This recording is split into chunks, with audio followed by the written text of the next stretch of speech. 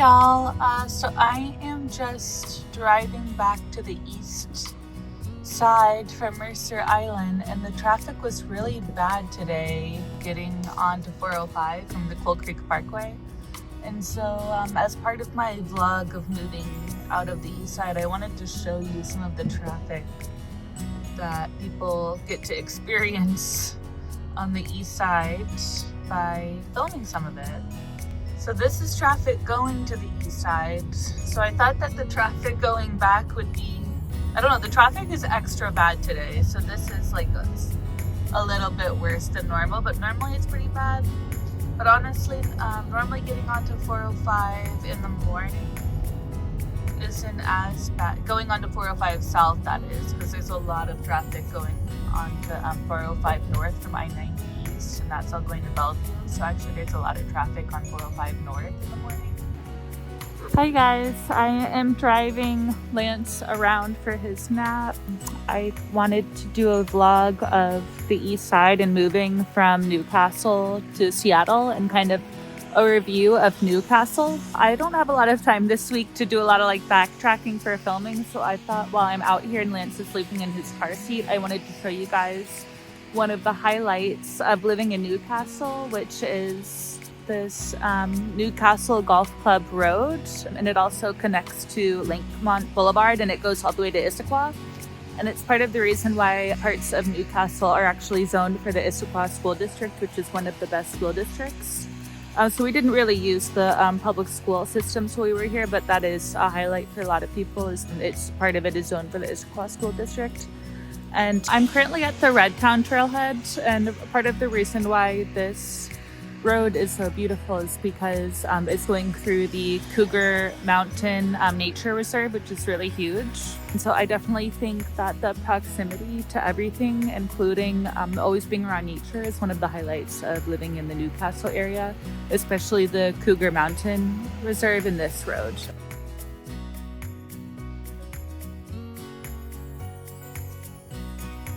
I do want to say that one nice thing about the east side is like you could run your errands in like a loop.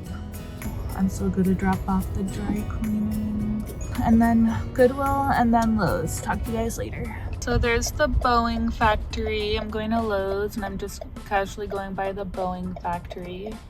And one thing that we take for granted a lot in Seattle is there's a lot of iconic businesses that are based here. So I think Boeing moved to South Carolina, but they still have that big Boeing factory right there. So yeah, that's one cool thing about the east side. There's REI, Costco, Pokemon, and a lot of others, T-Mobile. Oh yeah, I forgot the Google campus. It's a beautiful fall day here on the Coal Creek Parkway. If you're gonna live on the east side in the Newcastle, Renton area, you're gonna be driving on this thing. So that is the T-Mobile headquarters over there. I was like sitting and eating lunch for 10 minutes before I even thought to show you guys the T-Mobile headquarters. It just really goes to show that in the Seattle area, you can't go out without seeing all these different headquarters of all these famous companies. And you even just totally get used to it and stop thinking about it after a while. So I'm gonna go over to my new place, and on the way over there I'm gonna go up this hill in Factoria because there's actually a lot of really good views in the east side, Seattle, like all around this area. There's really good views. So you know, you're driving around, you're on a hill, and there's just like a really amazing view. So yeah, I'm gonna take you up this big hill in Factoria because when you're up there, you could see all the way to Seattle. So hopefully I can catch that view before we drive over to Seattle. But definitely one of the highlights of living on the east side was the natural beauty. And you could see Bellevue, you could see Seattle all the way from here. It's pretty neat. Or, you know, you're looking across the Puget Sound at Seattle neighborhoods. Like I was doing that last night on the ride back when I went back by the Seahawks Stadium. So this whole Factoria area used to be a coal mining area, so they would mine the coal. That's why it's called the Coal Creek Parkway and everything. They'd mine the coal and like process it, and then they had railroads that they would send it out on to everyone. And there's Seattle. That's where I'm going now. Next. It's Seattle. Can you see it? Do you see the Seattle skyline? Editing master, zoom in. Here's Seattle. Can you tell I like Seattle? Yeah. The camera doesn't really do it justice. It looks like even bigger in real life. Yeah, that skyline never gets old. You could pretty much tell the Bellevue skyline because it's a lot less like jigger-jagger skyscrapers and a lot more, like there's plenty of skyscrapers but not like the Seattle skyline, and then there's a lot more cranes for the Bellevue skyline because they're always building stuff there. And that's another thing about living on the east side, is just how much it's changed. Like I've been here for 4 years and there's just so much construction all the time. Like I was driving around, I'm like, wow, everything is so different even in just like 4 years. So this is a place that changes really fast. So it's great for the property values. But for a little New England girl like me, like I grew up in New England until I was 7, and one of the things I love about New England is it doesn't change. So yeah, it's a bit much for me, especially when they're cutting down trees and stuff. But yeah, and even when people come to visit, they're like, wow, they're doing so much construction and road work. And like sometimes I get used to it, but it's really like the only thing I've seen that's like this much construction is the Big Dig in Boston. Like it's pretty much unparalleled. That's why it's one of the strongest housing markets in the country too.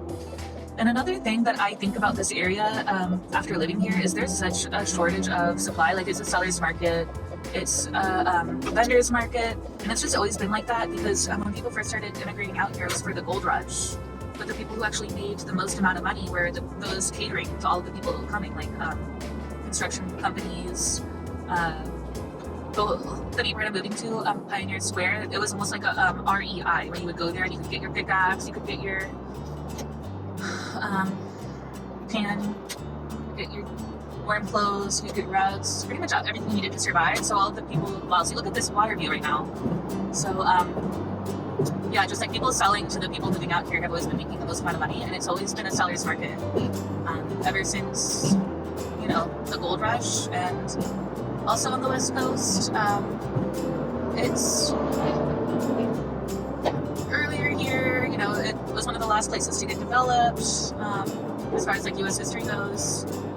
And yeah, I'm trying to ramble now, but if you're going to move out here, get ready for it to be a seller's and a vendor's market. And that's one of the biggest differences between this and the East Coast is there's a lot better service on the East Coast.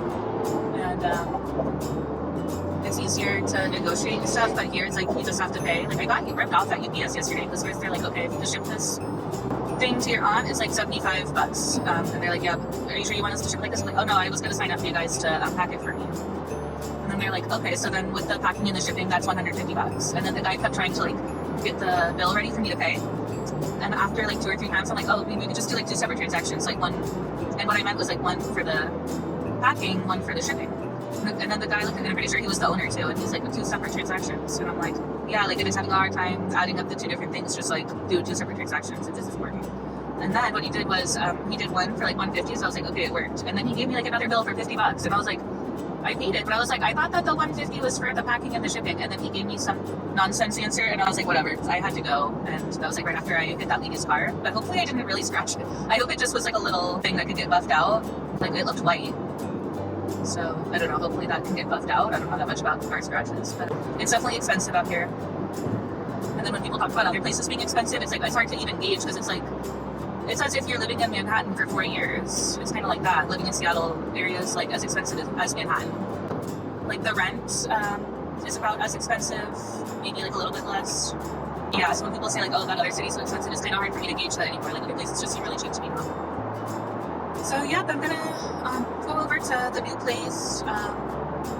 Yeah, this is pretty wild. I'm going to my new home for the first time.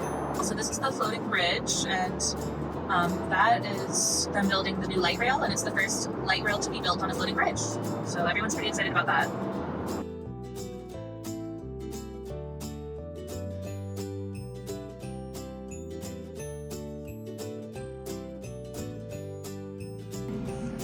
So this is the garage.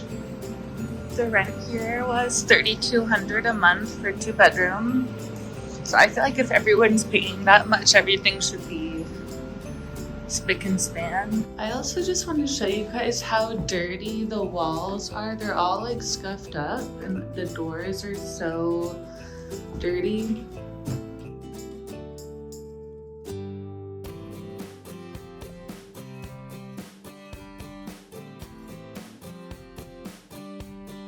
Whoa, it's so empty.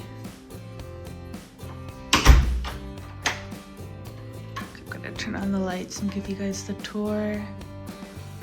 Okay, so as you can see, we just walked in and we're in the kitchen. There's this little nook right here.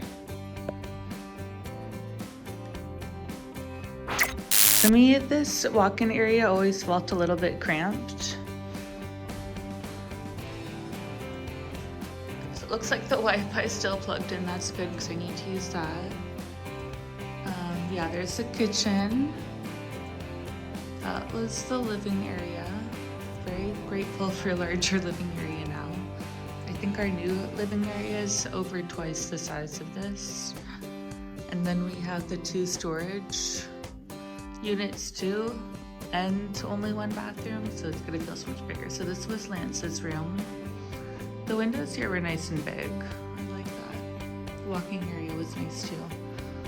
So here's the closets that I used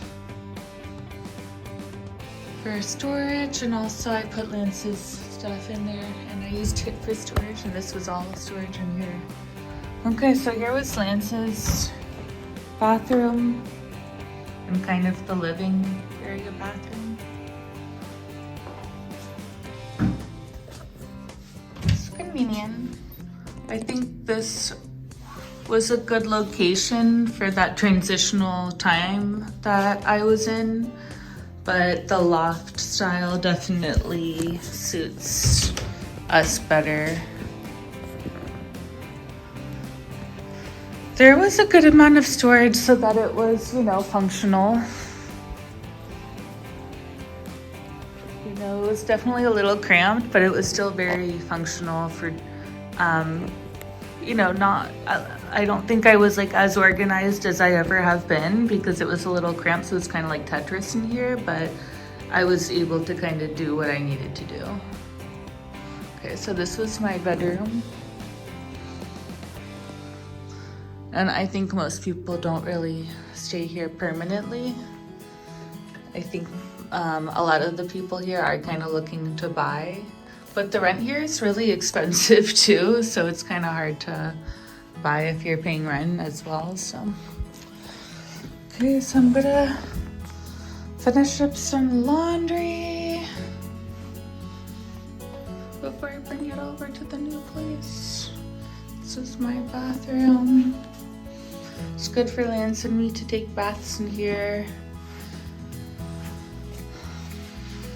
Yeah, so that's my moving out tour. And I just want to say thank you so much for watching. I hope that you learned something about Newcastle if you're planning on moving out here. I do think King County is a great place to be. And there's a lot of high points to Newcastle, and I hope that you guys are doing well and enjoyed. Love you guys. Mwah.